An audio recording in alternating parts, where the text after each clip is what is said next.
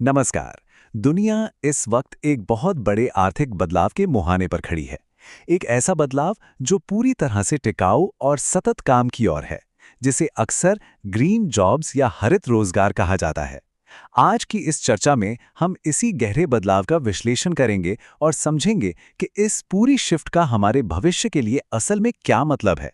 चलिए सीधे मुद्दे पर आते हैं।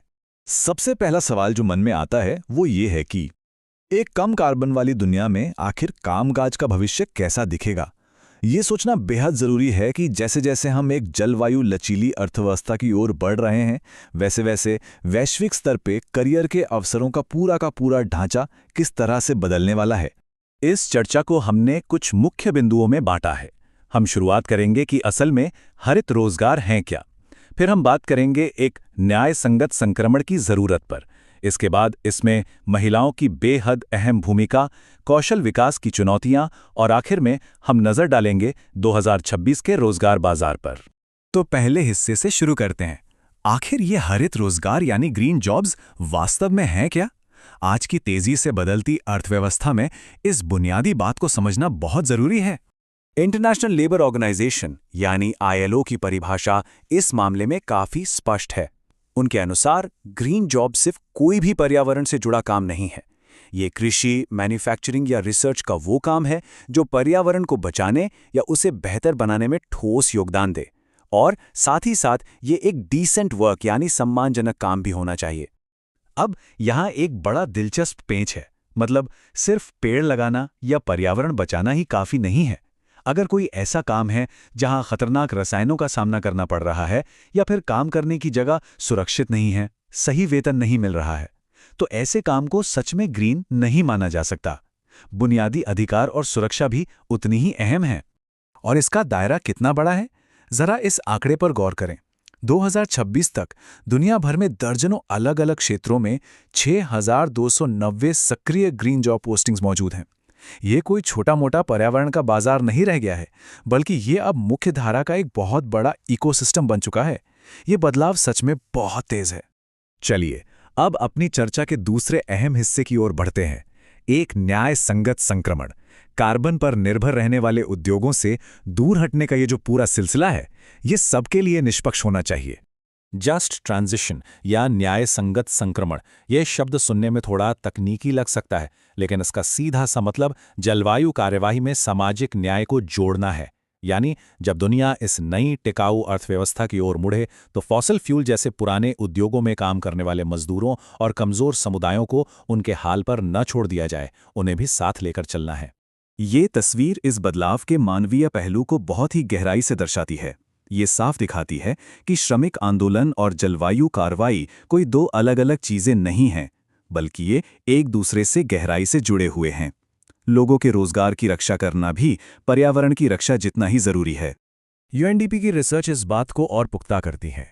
एक न्याय संगत संक्रमण सिर्फ नए ग्रीन जॉब्स ही नहीं बनाता, बल्कि ये पक्का करता है कि लोगों को एक जीवन यापन लायक वेतन मिले। ये स्थानीय स्तर पर समाधान निकालता है। और सबसे बड़ी बात, ये जलवायु लक्ष्यों के लिए एक मजबूत जन समर्थन तैयार करता है, ताकि कोई भी पीछे न छूटे। खैर, अब हम एक ऐसे मुद्दे पर आते हैं जिसे अक्सर नज़रअंदाज कर दिया जाता है, और वो है इस पूरे बदलाव में महिलाओं की अहम भूमिका। एक सच्चा न्याय संगत संक्रमण तब तक मुमकिन ही नहीं है जब तक हमारे वर्कफोर्स में मौजूद इस जेंडर गैप को नहीं भरा जाता। एविडेंट की रिपोर्ट के ये आंकड़े वाकई चौंकाने वाले हैं। अगर हम देखें तो पारंपरिक ऊर्जा क्षेत्र में महिलाएं सिर्फ 22% हैं, और बात अगर नवीकरणीय ऊर्जा यानी रिन्यूएबल एनर्जी की करें तो वहां भी ये आंकड़ा सिर्फ 32% ही है। साफ है कि दोनों ही जगह महिलाओं की भागीदारी बहुत कम है। और अगर यही स्थिति आगे भी बनी रही तो एक बहुत बड़ी चेतावनी हमारे सामने है। जलवायु परिवर्तन से निपटने के हमारे तरीके जेंडर समानता को 15 से 20 साल तक पीछे धकेल सकते हैं। ये बहुत बड़ा समय है। और चूंकि जलवायु परिवर्तन का सबसे ज्यादा और सीधा असर महिलाओं पर ही पड़ता है, इसलिए इस जेंडर गैप को भरना अब कोई विकल्प नहीं, बल्कि एक तत्काल जरूरत है। एविडेंट की कैरल क्लार्क का ये कोट बिल्कुल सटीक बैठता है। उन्होंने कहा है कि विविधता हमारी ताकत है। अगर हम सच में स्वच्छ ऊर्जा का एक मजबूत भविष्य चाहते हैं तो इसमें विविध कौशल और महिला नेताओं की भागीदारी सुनिश्चित करनी ही होगी। नेट जीरो उत्सर्जन और जेंडर समानता, इन दोनों लक्ष्यों को हमें एक साथ ही हासिल करना होगा। अब अपनी चर्चा के चौथे हिस्से पर आते हैं, कौशल का विकास यानी स्किल डेवलपमेंट। इन बड़े वैश्विक जलवायु लक्ष्यों तक पहुंचने के लिए हमें वर्कफोर्स की ट्रेनिंग और शिक्षा पर पहले से कहीं ज्यादा ध्यान देना होगा। टैग्ड की एक रिपोर्ट यहाँ एक बहुत बड़े गैप या कहिए कमी को उजागर करती है। दुनिया भर में ग्रीन हायरिंग की मांग 7.7% की तेज रफ्तार से बढ़ रही है, जबकि हमारे वर्कफोर्स में ग्रीन स्किल्स के बढ़ने की दर सिर्फ 4.3% है। मतलब साफ है, टैलेंट की भारी कमी है। मांग उपलब्ध कौशल से लगभग दोगुनी तेजी से बढ़ रही है। तो इसका हल क्या है? OECD के आंकड़े बताते हैं कि बड़ी कंपनियां खुद आगे आकर इसका समाधान निकाल रही हैं, जैसे एनी, जो तेल और गैस के मजदूरों को ऑफशोर विंड के लिए ट्रेनिंग दे रही है, या फिर वॉल्वो, जो अपने कर्मचारियों को इलेक्ट्रिक वाहनों के लिए तैयार कर रही है। पारंपरिक कर्मचारियों को इस नए सांचे में ढालने के लिए ऐसे vocational training programmes game changer साबित हो रहे हैं। एक और दिलचस्प बात जो सामने आई है वो ये कि उभरते हुए ग्रीन जॉब्स में से कई तो बिल्कुल नए पद हैं ही नहीं। प्लम्बर, इलेक्ट्रिशियन और कंस्ट्रक्शन वर्कर्स जैसे पारंपरिक रोल्स कभी खत्म नहीं होने वाले। बस होगा ये कि उनके काम करने के तरीके और दिन प्रतिदिन के कौशल को थोड़ा बदल दिया जाएगा, उन्हें बस ग्रीन कर दिया जाएगा। अब हम अपने आखिरी और शायद सबसे रोमांचक विषय पर आते हैं, 2026 का रोजगार बाजार। आइए जमीनी हकीकत देखते हैं कि इस उभरते बाजार में सबसे बड़े आर्थिक अवसर आखिर छुपे कहाँ हैं। 2025 का ये रुझान थोड़ा हैरान करने वाला है।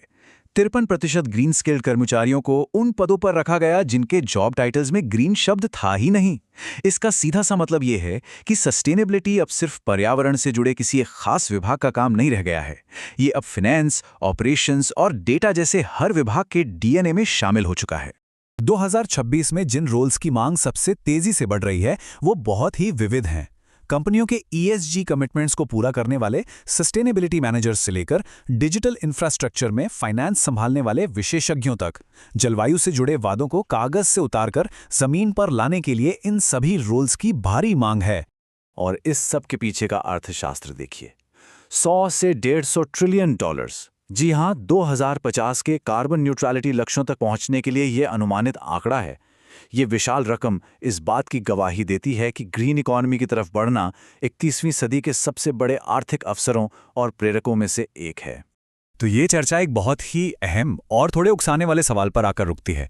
अवसर बहुत बड़े हैं, इसमें कोई शक नहीं, लेकिन क्या हमारा समाज और हमारी व्यवस्था इतनी तेजी से नए कौशल सीखने के लिए तैयार है जो इस नए हरित अर्थव्यवस्था की विशाल मांगों को पूरा कर सके? ये एक ऐसा सवाल है जो हम सबको सोचने पर मजबूर करता है और शायद यही हमारे भविष्य की दिशा भी तय करेगा।